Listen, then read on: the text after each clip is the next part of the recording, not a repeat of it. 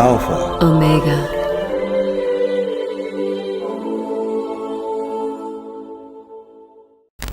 Thank you for joining us on Easter Sunday. Well, we have quite some things to share with you today, don't we, Leslie?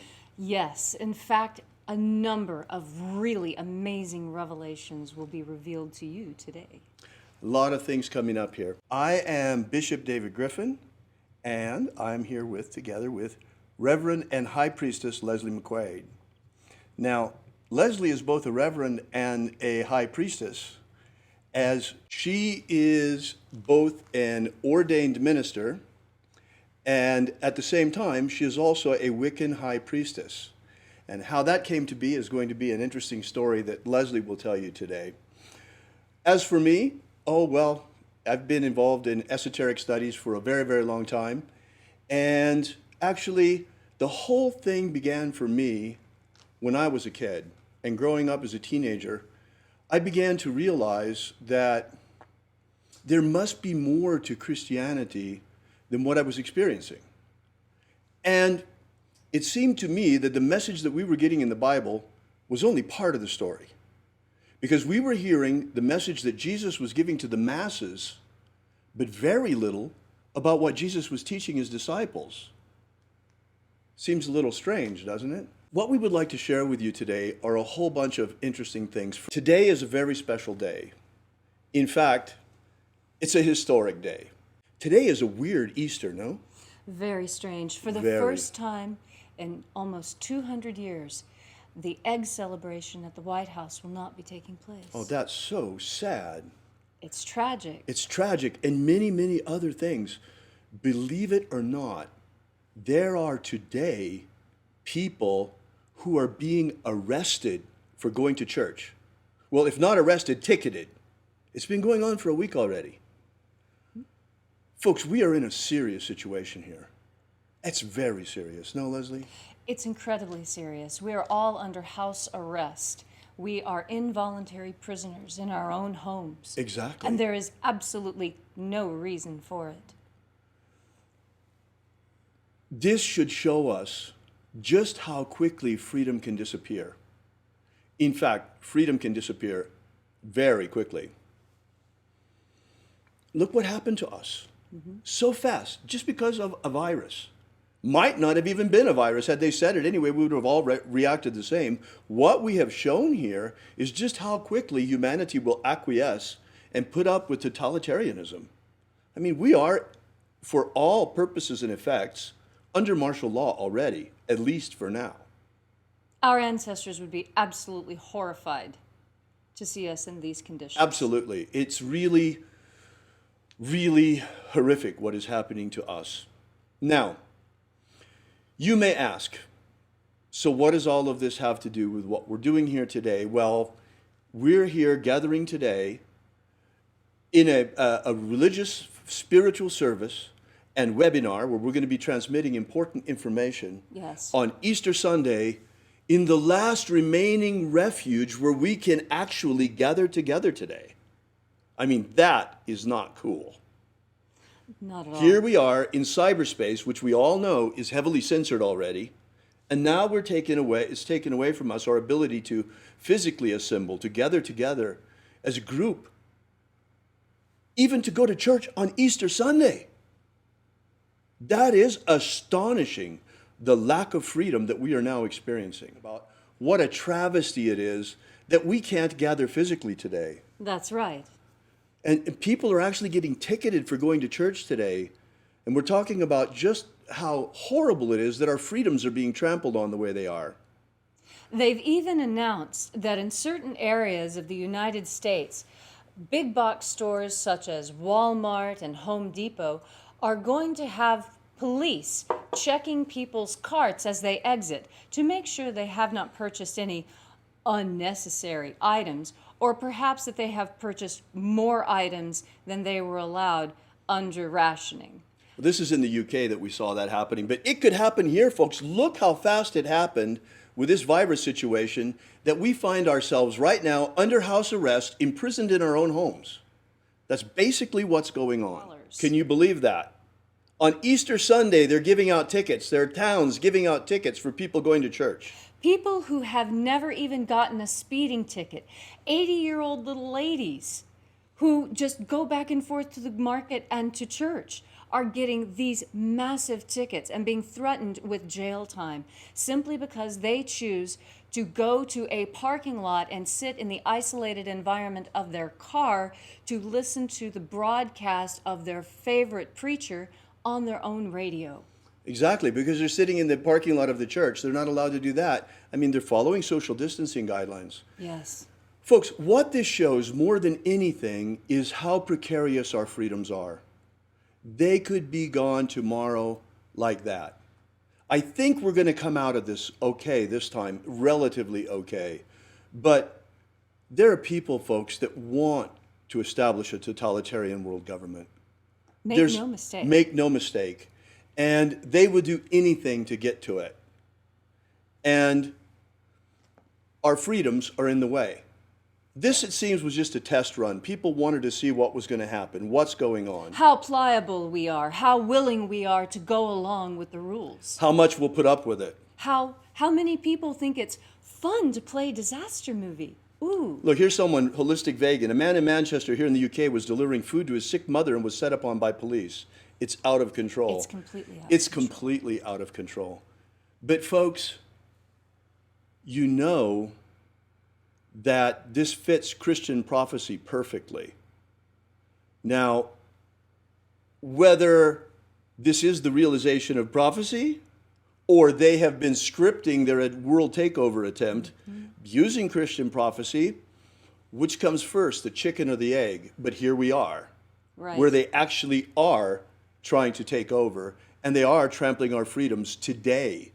And all of us are cowering in our homes afraid of a cold virus. Souped up cold virus is basically what it is. We've never been afraid of the flu. You know, this is just symptomatic. But today we find ourselves in a unique situation. I mean, absolutely unique. This is unparalleled in the history of mankind, the situation that we find ourselves in today. Now, those of you who have been with us for any length of time know that every single morning, Leslie and I are magically working for human freedom worldwide. Now you know why. We have seen this dark tide coming. We've been fighting against it.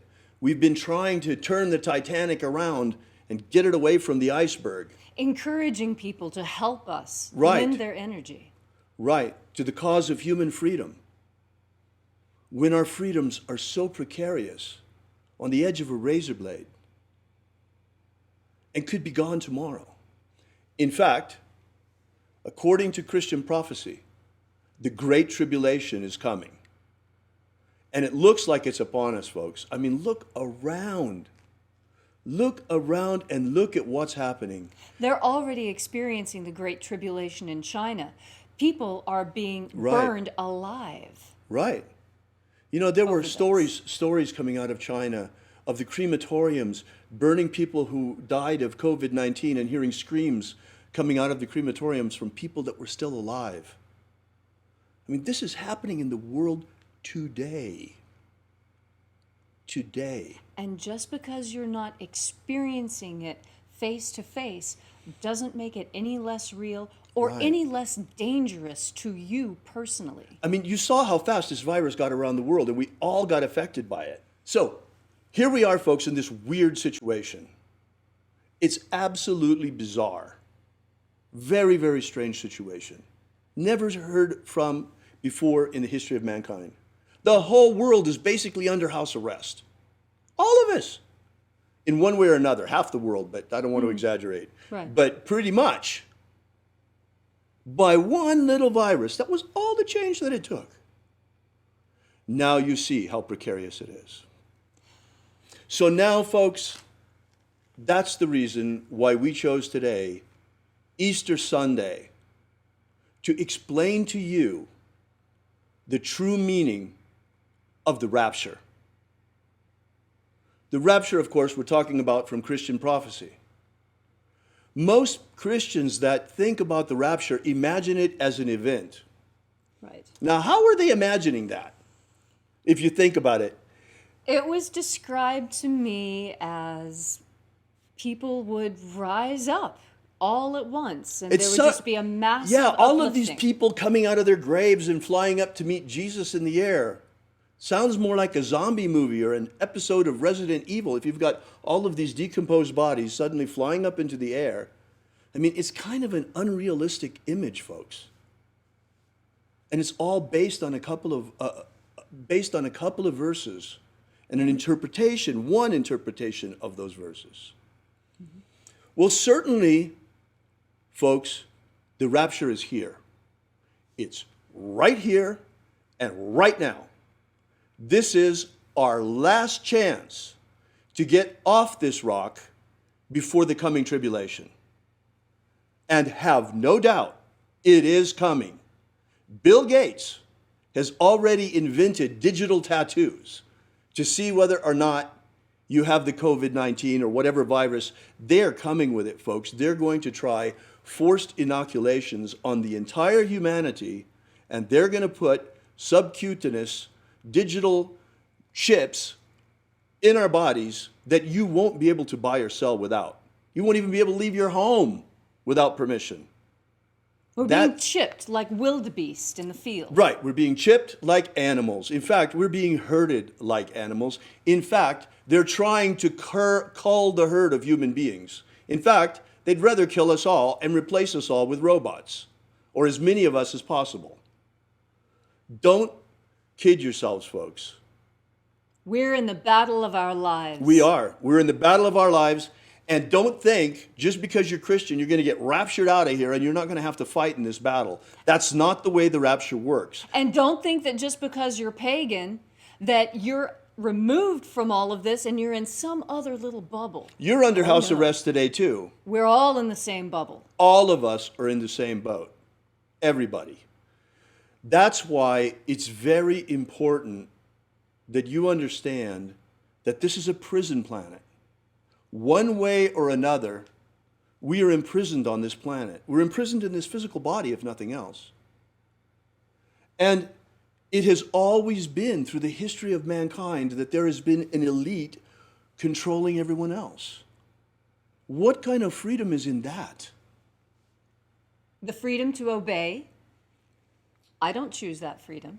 America has been a marvelous experiment in freedom, but even this, folks, and in fact, you know, Leslie and I have been doing this human freedom worldwide rituals every single day, but it's looking more and more like all we've been succeeding in doing is rearranging the deck chairs on the Titanic.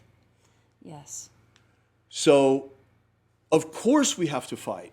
We have to fight for human freedom worldwide, and we fight for it with all our magic and all our hearts. Yes.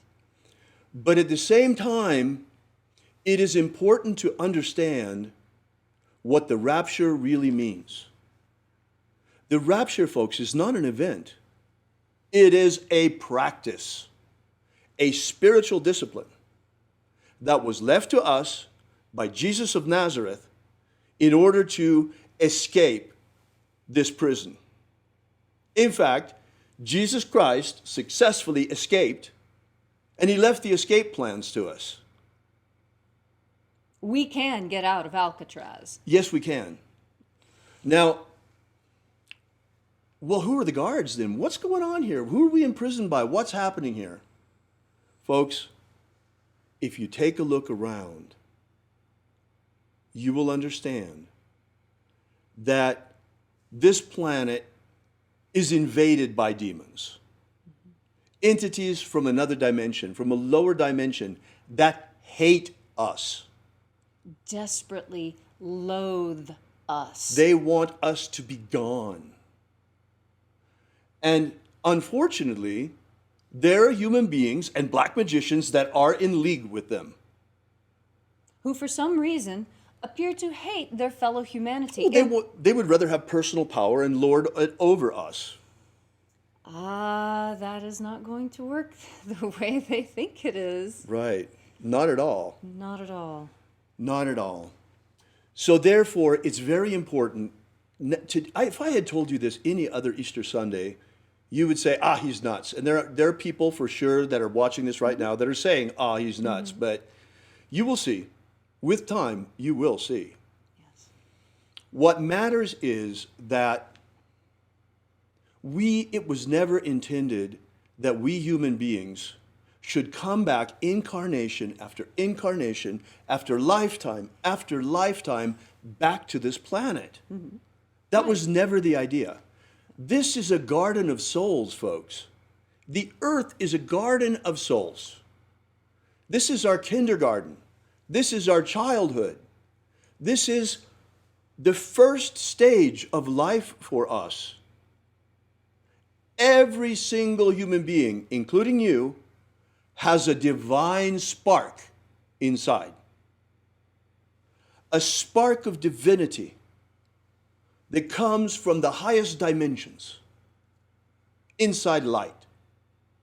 There's a luminous spark inside each and every one of us that has the potential to blossom into a mature soul, a mature energetic body, into which we can project our consciousness at the moment of death, becoming consciously immortal and transcending to the higher planes. All of the great initiatic traditions of history have talked about this, folks. Yes. So what I want to talk about a little bit are a couple of books that many people are very, very familiar with, and most have read at least one of them. Right. The Tibetan Book of the Dead and the Egyptian Book of the Dead. Right. Now, what makes these two texts so interesting? Well, first, Jesus would have probably had access to the Egyptian Book of the Dead. Right.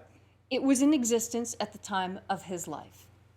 So too, the Tibetan Book of the Dead. And there are those who think that perhaps a journey was made at some point during the missing years of Jesus, and maybe he studied in India, maybe he studied in the East. There's no definitive proof of that we've found thus yet.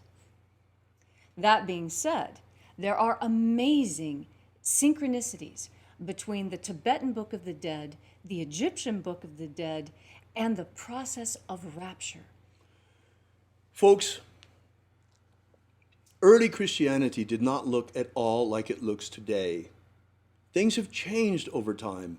In fact, the biggest change was the coming of the Roman Church, especially the coming of the Roman priesthood and Roman Christianity becoming the official religion of the empire.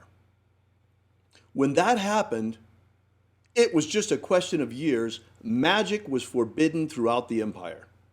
Imagine that. And in fact, they began to eliminate all trace of Jesus' magic from canon. Completely scrubbed. And people until today have been told that magic is evil. You would not believe it, folks. It is absolutely unreal. One would think that things have changed after 2,000 years. You see, back in Jesus' day, they accused him, the religious leaders of the day, the scribes, they accused him of casting out demons by the power of the prince of demons. In other words, being in league with demons himself. Jesus' answer was, a house divided against itself cannot stand. As we see in the United States today. I know. So, but the point is that nothing has really changed. Religious leaders today still condemn magic. Even the magic of Jesus, some of them, believe it or not. And there is no evil in the magic of Jesus, folks. None whatsoever. It is the most sublime magical system of the magic of light that I have ever experienced in my life. Yes, I agree. You know, I've practiced a lot of different types of magics, and the magic of light is by far the gentlest, the most effervescent, the most uplifting and life-altering magic I have ever personally practiced. And by life-changing, I mean that when you undertake a magical practice, any magical practice, in fact, anytime you decide to do something new, it's going to change you. For example, If you decide to start playing a musical instrument, you will never listen to music the same way again. You have been changed by the process of learning how to play music. Right. So too with magic. Magic changes you in very predictable, very prescribed, very planned ways. Especially the magic of light, because you're changing yourself through the contact with the angels themselves. Yes. And this contagious contact with angelic forces naturally uplifts the human spirit that is contained within our bodies. Jesus taught this as well, folks. He taught it to his disciples.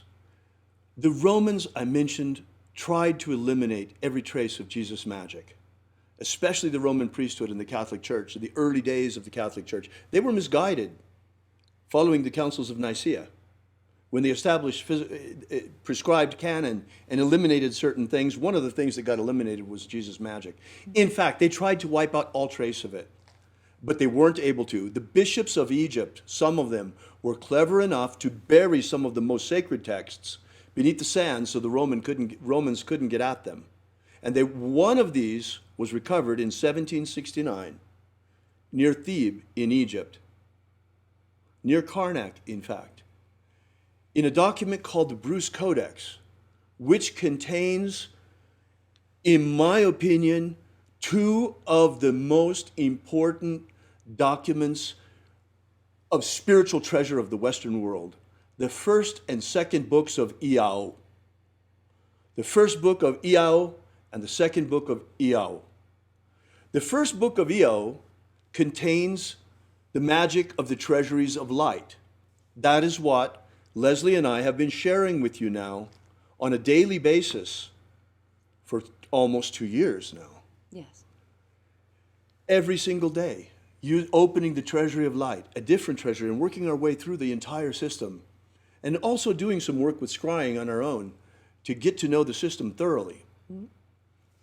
But the second book of Iao is even more interesting than the first. And this is why Leslie brought up the Tibetan Book of the Dead and the Egyptian Book of the Dead. Yes. Because, folks, I hate to be the bearer of bad news, but the earth is invaded by demons and we are riddled with them. Human beings also. It's like waking up and seeing what's going on this planet is like discovering you have termites in your house. You have to get rid of them. And this is the purpose of baptism. Mm-hmm. John the Baptist said, I baptize you with water, but he who comes after me, he will baptize you with fire and the Holy Spirit. Well, he was referring to Jesus' baptisms that are contained in the second book of Iao. Yes. The baptism of the waters of life, the baptism of fire, and the baptism of the Holy Spirit. 3 baptisms that Jesus gave to his disciples. These are 3 initiatic rituals that have an exorcistic function. And they're followed by a ritual specifically to break the power of demons over you forever. This is the whole point of Jesus' magic. This is what it's all about. It's about liberating ourselves from the demonic forces that have us today imprisoned in our own homes. And it's possible. So this is what the magic of Jesus is all about. And it's followed by the mystery of the forgiveness of sins. And then the most important piece of the whole thing, the magic of jailbreak, the magic of rapture, the magic of rising on the plains and getting past each of the guardians as we rise. It is the magic of resurrection into the kingdom of light. Yes. Never before have these things been stated so clearly as they are today. Mm-hmm. Mark this day, April 20th, 2020, for this is the day that the beginning of the rapture has been proclaimed, mm-hmm. as we are proclaiming it right now. Because the rapture is not an event. The rapture is a magic. It is the magic of ascension, the magic of resurrection, the magic of liberation from this body of flesh. No longer do you need to come back and reincarnate in another meat body. But at the end of this lifetime, we can transcend directly into the kingdom of light using the magic of Jesus. The rapture magic of Jesus. Now, I want to say a few words to the pagans who may be out I'll there. bet.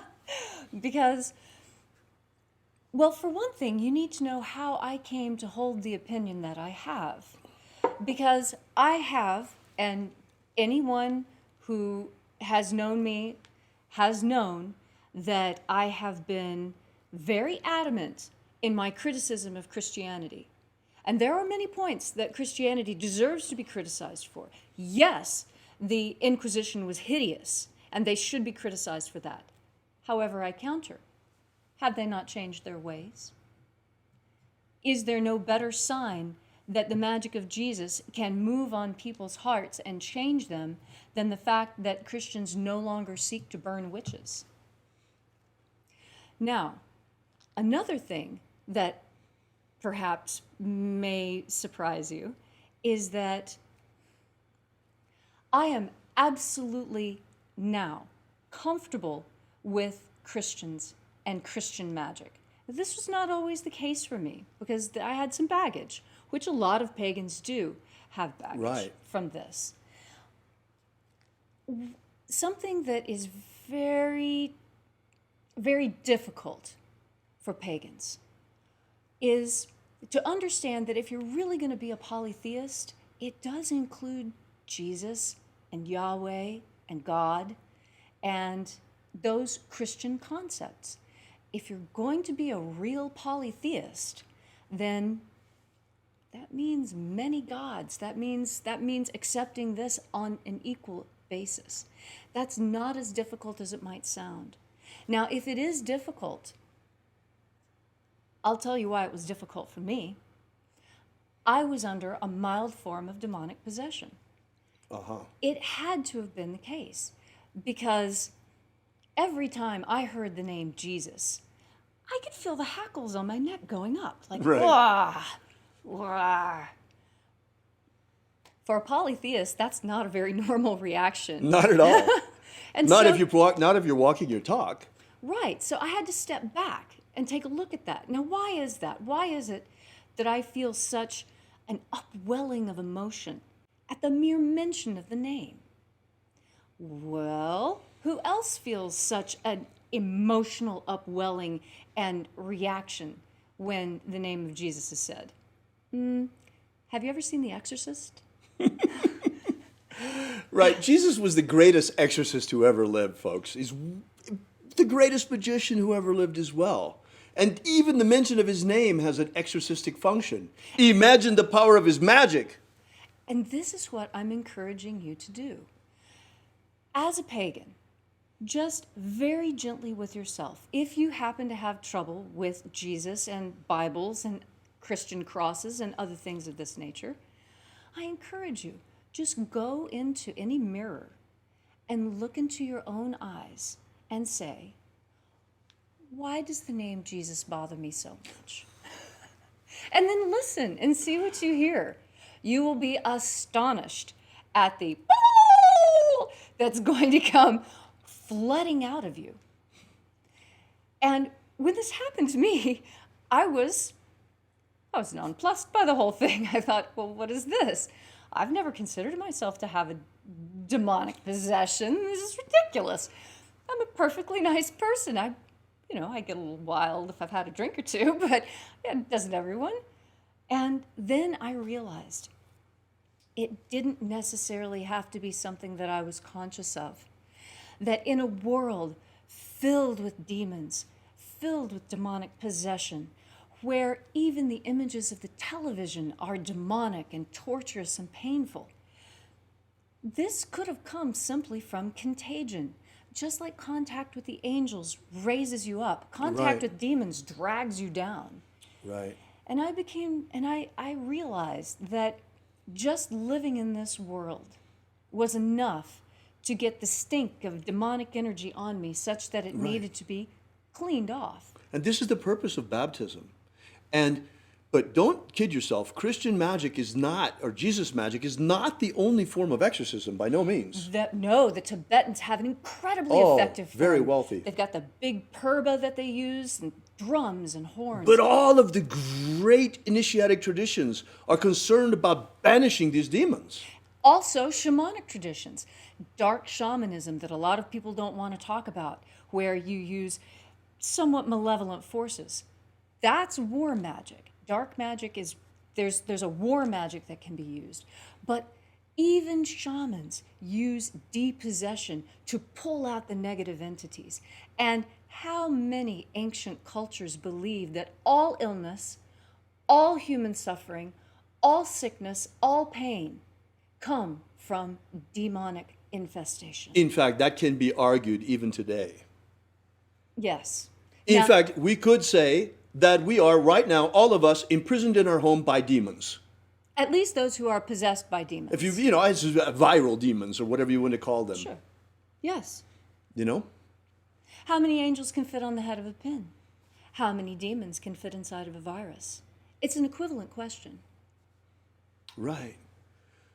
So the question is, how do we get rid of them? And let's get rid of them. And that's what we're doing. We've been saying, cast out the demons every single morning. And there's more that can be done, and more and more and more. In fact, we're doing what we can already. Look, now you understand why it was so important that we put out the free ebook that we did. Was Jesus secretly a magician? The 3 lost baptisms of Christ. By the way, you can get that at our website. Let me put that up there for you. alphaomega.church. If you go there to alphaomega.church, you can download this ebook for free, and it's amazing. It will give you some history of Jesus as a magician, and the most important thing is that you can download in that ebook. We have published all 3 of the secret baptisms of Jesus that he used to baptize his disciples. The baptism of the waters of life, of fire, and the Holy Spirit. They're all there, folks. I suggest that you use them. You can self-baptize with them. All the instructions are there. They're all there. It's all there. You have to adapt things a little bit, but it doesn't matter. What matters is that you do it with the intention of purifying yourself, of cleansing yourself, of eliminating these entities from you. It will work. Remember, symbols are what they represent. Right. So as you are doing these baptisms on yourself, remember the symbols. That is what's going to help the most as you cleanse yourself of these negative entities. Right. It's important that you know to do this yourself and you practice it and you see for yourself so that to empower you as you. But still, it is important that the baptisms actually be conferred, and all will come in its due time. We had planned to begin the baptisms this year on the 24th of June. On St. John's Day. But as you can see, the demons had other ideas. Now, instead, we're all imprisoned in our homes.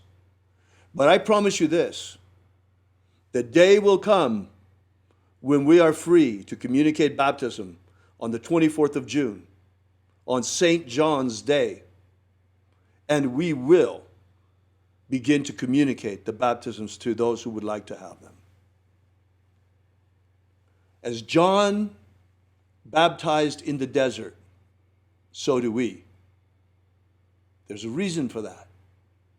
Why did John baptize in the desert? Because of the powerful sun there, the God force energy, how strong it is burning in those places at that time. We will communicate these to you. I will baptize you with the waters of life, with fire, and with the Holy Spirit. By the way, my middle name is John, for those who may not have known that. Let me say a word to the Christians. This message, the message of the rapture, is not exclusively for Christians. In fact, this is one of the things that has gotten me in trouble more than anything, is the fact that I have Leslie by my side.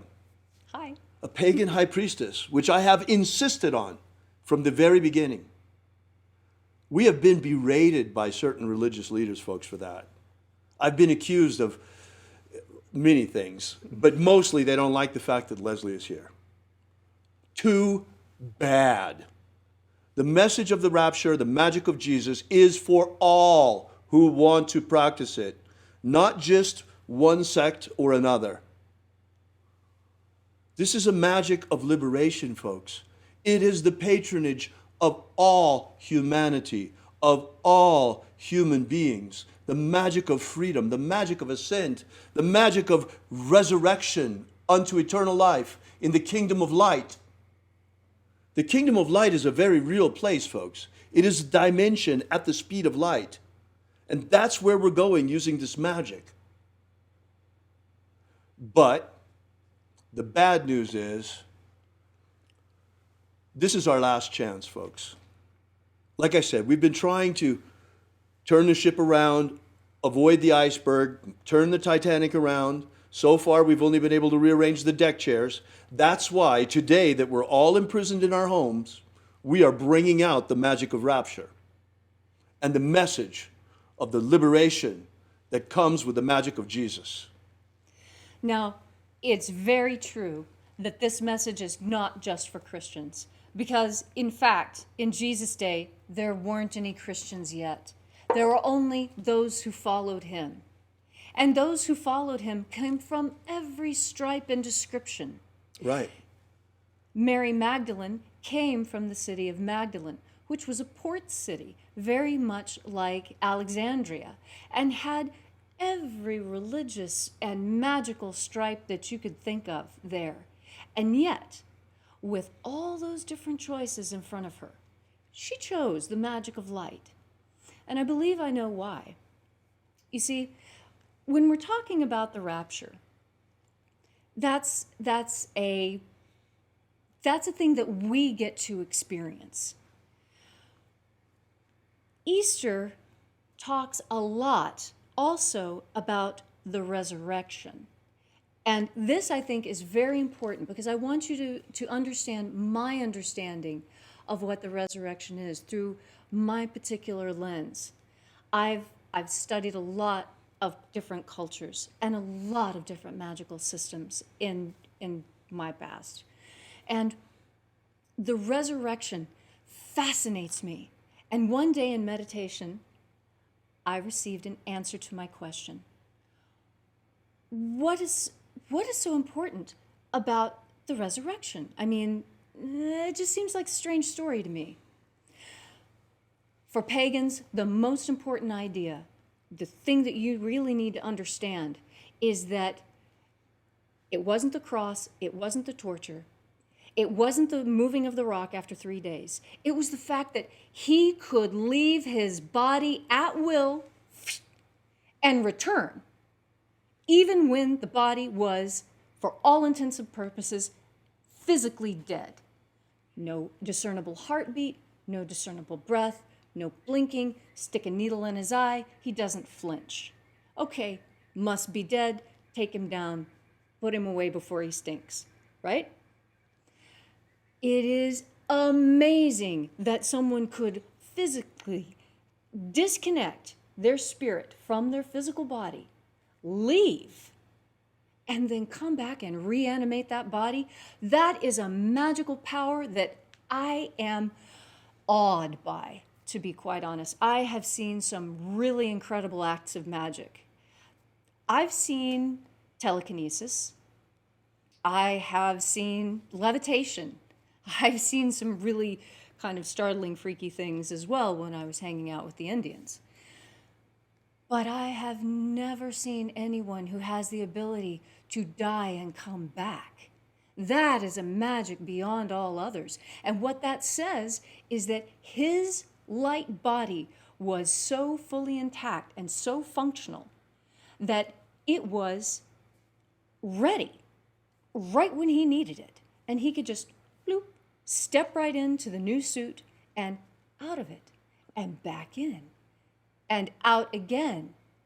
And this is talked about in the Bruce Codex, how he was able to put on the robe of light. The robe of glory, exactly. He recovered his robe of light. You know, this story is quite amazing.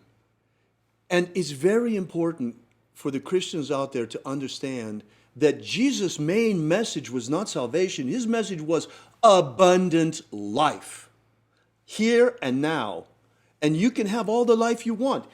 We call it God force energy. You just have to learn to assimilate it and shine it. This is the most important part of his message. And it's the part that Christianity today has lost, because the pastors of today, by and large, are but the blind leading the blind, as was the case in Jesus' day. In fact, many of them condemn the magic of Jesus itself, when it is the true magic of true salvation, the magic of transcendence, the magic of resurrection unto the kingdom of light, the magic of ascent into the luminous dimension inside the sun. And that's another thing, folks.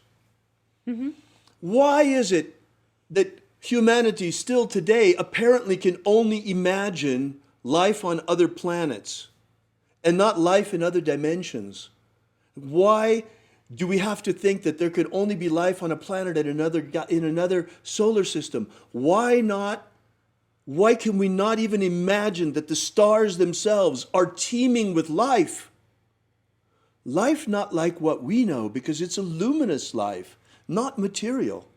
Right. We scrape together our pennies and send it to the government so that they can build these fabulous machines that carry them places to grab little samples of water and look and see, are there protozoa? Is there life?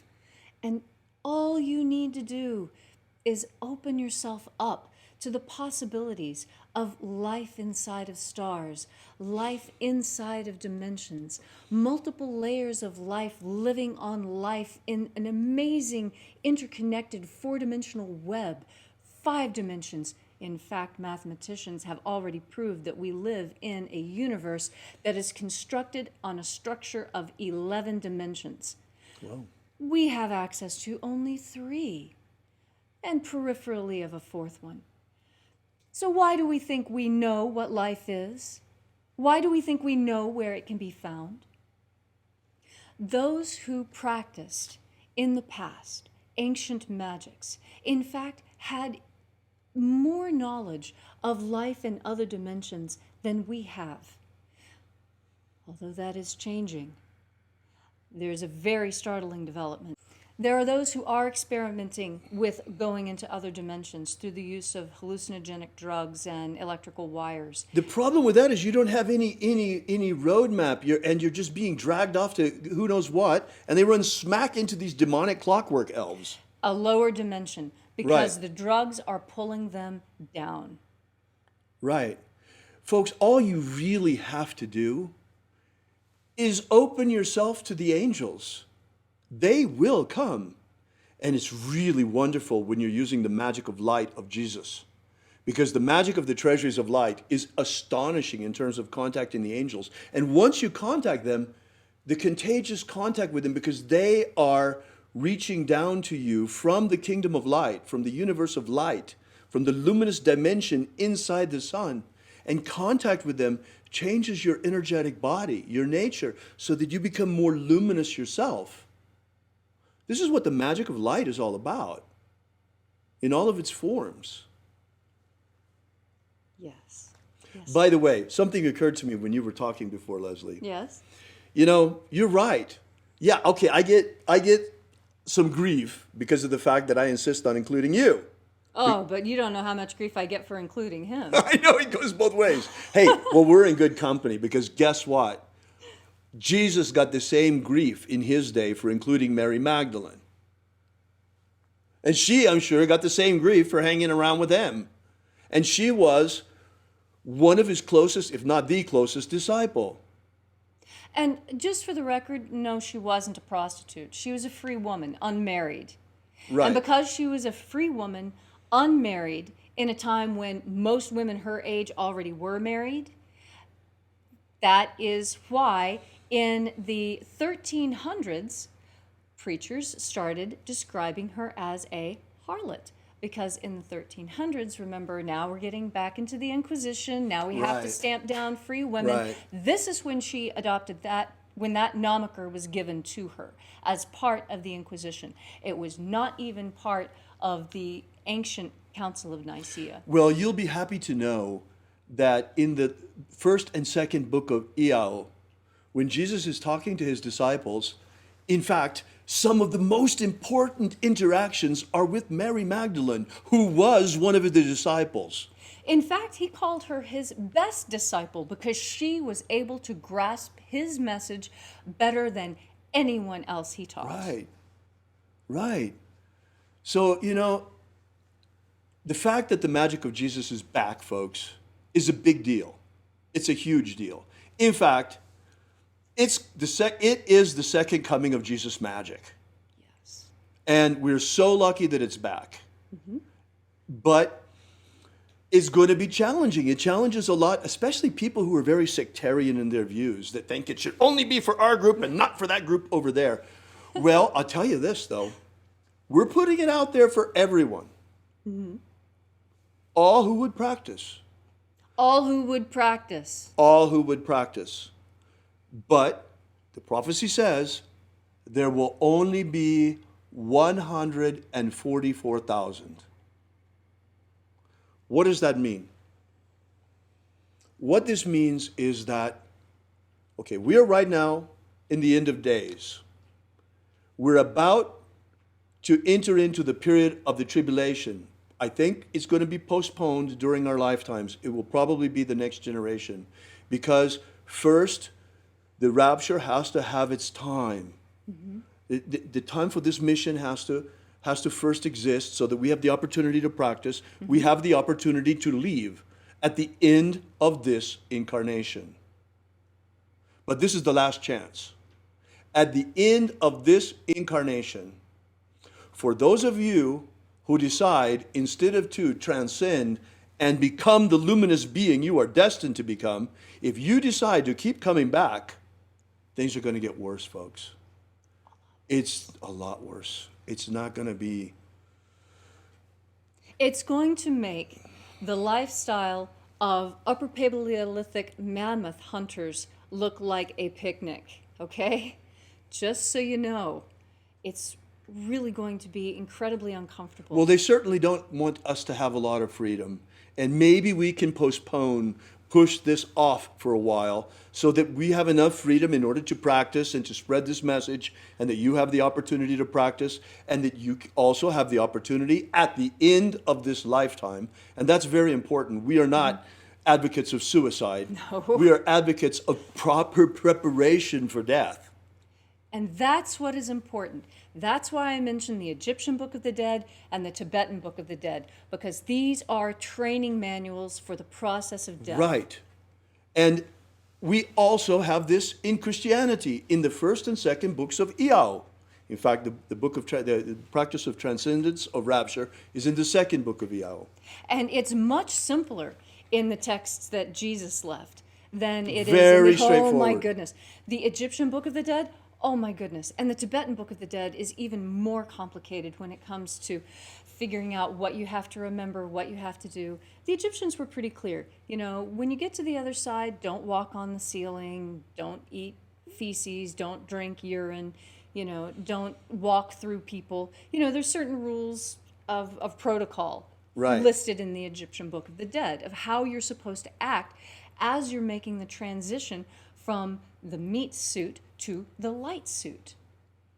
And it's very important when making that transition, according to the Egyptian Book of the Dead and the Tibetan Book of the Dead and to the Book of Iao, it's very important to remember that in this transitional state, you are being judged. You are being judged. You are being checked. Let's see. It's just like in the military. Are you the right height? The demonic forces that have us trapped on this planet don't want to let us go. Right. They have humanity right where they want us, enslaved. Varying degrees, but think about it. Okay, so we've gone from being direct slaves to being sharecroppers, in a certain sense. Right. Many of us have gone from being direct slaves to being indentured servants, but these are all forms of slavery. any form of debt that you currently have is a type of slavery because you are indebted. Right. Indebtedness means that you do not fully own yourself. I know this is difficult to understand, and I really wish that somebody had explained it to me sooner. I want to make this point Yeah. that we've been making this whole time in a different way, and I Okay. need your help to do it. If you wait for me just one moment. Of here, course. okay?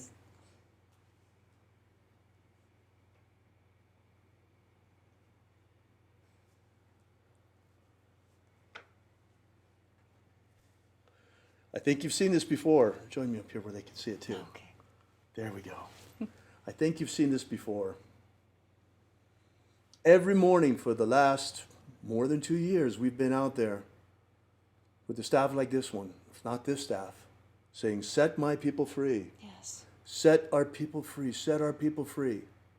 Well, today, for the first time, the meaning of this becomes clear. This is very much like the staff of Moses. And in fact, this period of the rapture is very much like the Exodus. It is time, folks. At the end of this lifetime, it is time for us to leave this planet forever. The time has come for us to leave the land of Egypt and to enter into the promised land. This is a symbol, folks. The land of Egypt is this planet Earth, and the promised land we speak of is the luminous dimension inside the sun. We are luminous creatures, and the time has come for us to go home.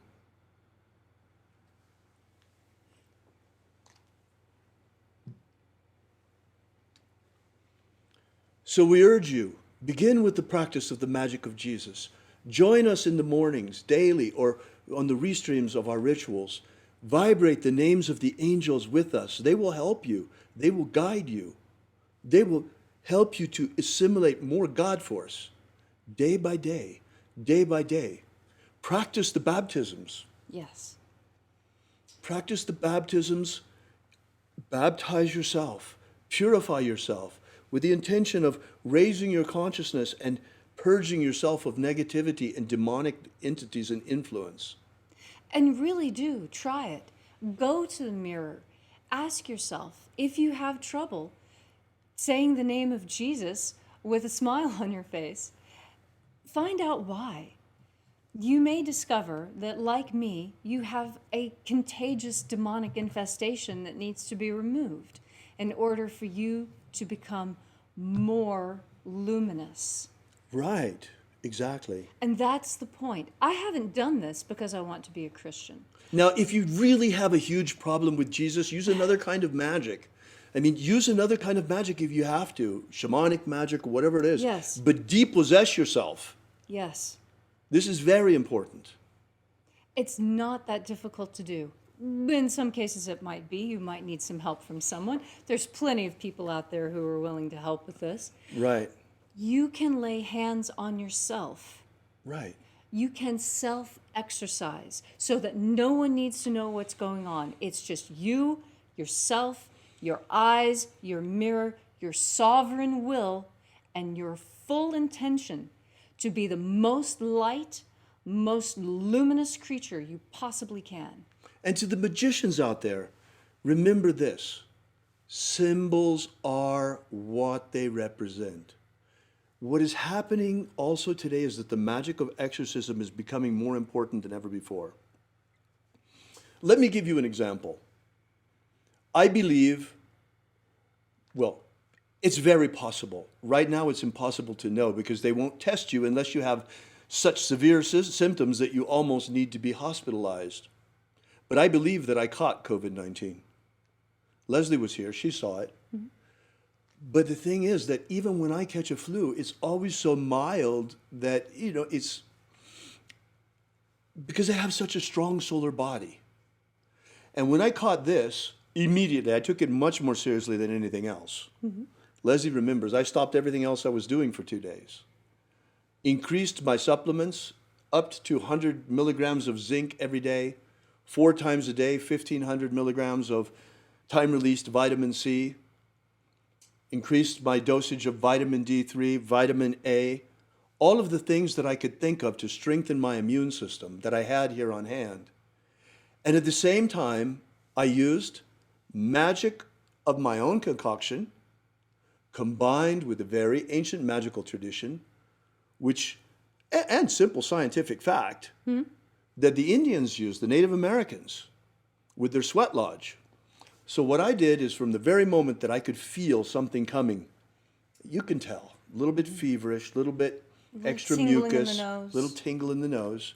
I upped the supplements, and I began to dedicate my time to taking one sweat bath after another, to sweat out as much as the virus as I possibly could, and ritualizing that bath, sweating out demons, banishing all demonic influences from me through my sweat as I was sweating out virus. And guess what? Within 24 hours, I was healed.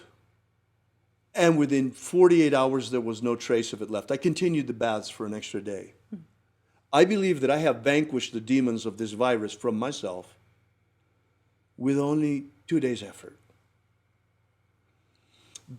This I explained to you as a way of showing you how you can use spell work also to achieve the same exorcistic function, because I know since there are a lot of pagans joining us, there are some certainly out there who have a problem with Jesus still. So you might feel comfortable using spells like this in the meantime until you come around and see that there's no evil in the magic of Jesus even for pagans. Truly, symbols are what they represent. And when you look at these symbols, what you're looking at is what you think they mean, not what the people wearing them think they mean. You know, and this is why the magic of Jesus can be practiced by all. It is a set of spiritual practices, not a creed. All that you have to really believe is that it is possible at the end of this lifetime to ascend into the kingdom of light. And that you have to aspire to fulfill your destiny as a human being to become one of these luminous creatures that we are destined to become. Yoga is a practice and can be separated from the Hindu milieu in which it occurred, so that you just get the physical benefits. But most people don't realize that the yoga process itself pumps God force into you by the combination of breath and movement. That is the practice to bring more God force into yourself from that culture and time. We as Westerners now finally have our own system where we can build our energetic bodies, and it is through the magic of light. We don't need to twist ourselves into pretzels or recite 1,000 mantras or pierce our tongues in order to receive this energy, this insight, this knowledge. The magic of Jesus is the most powerful magic system that I have ever experienced, bar none. And I have experienced a lot. And so have you, Leslie. Yes. So, well, folks, that's really what we wanted to tell you today. This has really been a pleasure to be with you here on Easter Sunday. And the magic of light is the magic of life itself. And that's why pagans should be on board 110%. The pagans that I know are tree-hugging dirt worshippers. We love the earth so much.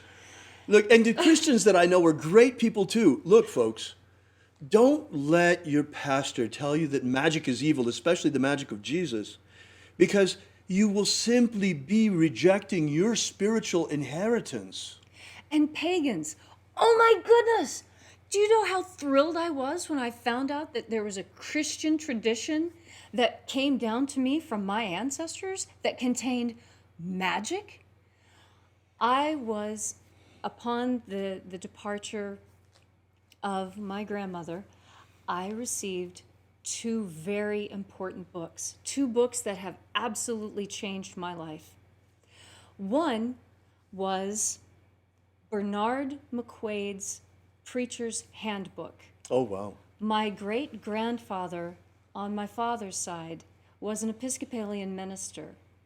He lived in Monroe County, right near the border of Monroe County and Greenbrier County, on a creek, in a white 2-story house with 6 bedrooms, all of them full of kids and hound dogs. And the other book that was left was the one from my grandmother.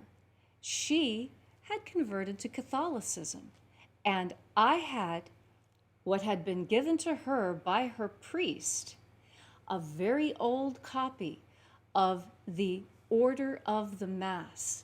Wow. I have the consecration of bishops, how to perform a Catholic exorcism, the way the Catholic Mass is structured. It's in Latin, it's in English, side by side. And as I started going through it, and going through the other one, I realized, oh my goodness, these are books of shadows. These are spell books. And I went through and I started working some of the spells.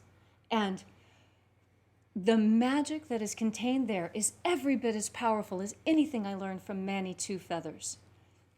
It is strong magic, and it's our birthright. Most pagans that I know are converts. They were raised in a Christian house and they decided that Christianity wasn't for them, so they adopted a new faith. Well, I am here to tell you that it is time for you to take a look at that which you left behind, because Don't throw the baby out with the bathwater, folks. I think you missed some really good stuff.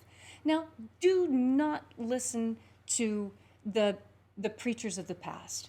You know, religious zealotry is really a problem. Yes, I mean, it is. whether it's Islamic religious zealots or Christian religious zealots or pagan religious zealots. Or atheist all of zealots. these people that want to create these little boxes and exclude Right. everybody else. Well, look, folks, here we have got a magic of transcendence. We've got something of great value, of huge value, that is the patrimony of all mankind, and we can all use it to not have to come back to this dirt ball after we die. But this time, we go to the kingdom of light. We transcend. We're ready. We know how to escape. We know how to get past the barriers. Yes. That's the magic of rapture. That's what it's all about. And this transcends creed. Yes. That's the message. This is why you have a Christian bishop here standing next to a pagan high priestess, well, who is also a neo-Christian reverend. By the way, this is very important because, you know, Christianity has come to understand itself in a very particular way that is not completely harmonious with the magic of Jesus. And in fact, there are whole schools or aspects of Christianity that will certainly reject the magic of Jesus. But I've been a practicing neo-pagan for 30 years. I've practiced neo-shamanism. And when I looked at this system, Right, I couldn't see it as the Christianity that I remembered from my childhood. right. I could see vestiges of it. This is why we call it neo-Christianity. This is neo-Christian magic, folks. The magic of Jesus is neo-Christian. It's available to all. And I am perfectly comfortable with calling myself a neo-Christian, because what it means is that I have found the message of Jesus, the master magician, in a new way. Indeed. Indeed you have, Leslie. And both of us are really astonished by its power and its beauty and its glory, and we're so honored to be able to share these things with you and to play a role for humanity in bringing these things out. You know, neither one of us have any children left. Leslie chose not to have children, and then I lost my only son. Well, he was our son by that point. And after that, both of us, we don't really have any skin in the game here, folks. But still, nonetheless, we're out there every morning. Human freedom worldwide. Human freedom is trying to stop the Titanic from hitting that iceberg. Well, now we see that it's time not just to keep trying that, which we will every day. We're not changing that. Oh, yes, we're going to keep But at it's it. also time to man the lifeboats. Yes. And here they are, folks. Here's the magic of Jesus. Here are the lifeboats. We got to get out of here. At the end of this incarnation, this is the last chance. This is it. Prophecy says there will be 144,000 ripe souls ready to ascend, ready to resurrect. The 144,000 elect. Folks, are you one of them? That's your choice. Yes. If you want to be one of them, then practice the magic of Jesus, and we will leave together. Remember? We will make this journey together. This journey to the promised land, to the kingdom of light. We will ascend and we shall be victorious. But we choose in neo-Christianity for our organization, we choose not the symbol of the cross to represent us, because the symbol of the cross is a symbol of death. And we don't worship a dying Savior. Rather, we practice his living magic. And therefore, we choose the symbol that Jesus chose himself. For he said, I am the Alpha and the Omega. Yes. Thank you so much for coming out. May God bless one and all this Easter Sunday. May God bless you. May we be delivered from this imprisonment very quickly in our homes. It is time to cast these demons out, reopen our economies. Before we go, I ask that you join us for a moment in prayer.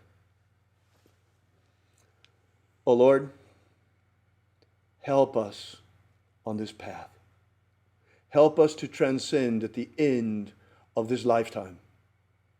Help us to bring out this magic, that it may become a shining beacon of light for all to see.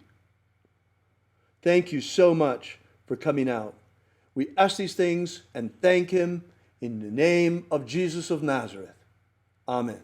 So mote it be. Thanks for joining us, folks. Welcome to join us on the Exodus, because the hour of the rapture is at hand.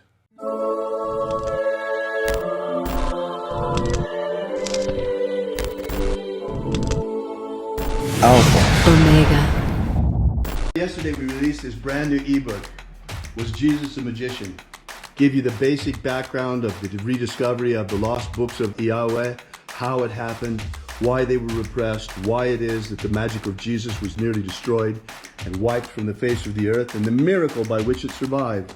How we only have one precious manuscript of this ancient knowledge, and that's truly all there is left. Well, maybe in the Vatican they have it, but they're not about to give us that to fill in the little gaps that we've found. So be sure to make sure you download this. You don't want to miss this. You can get it for free for now at thesecretsofjesus.com. Thesecretsofjesus.com. Are you familiar with the Rosicrucian with what's his name? He's popular in the States. He's the president or the Emperor. Imperator. The president. Emperor. Imperator. From the Golden Dawn. What's his name? Oh. David Griffin holds this position as Emperor. Imperator. David Griffin. David Griffin. David Griffin. David Griffin. David Griffin. Have David Griffin. I saw an email yesterday that he sent out about, there's a magical war going on. The Mage War. Demons of the infernal realm. All of them. There is really a magical war going on. The Mage War.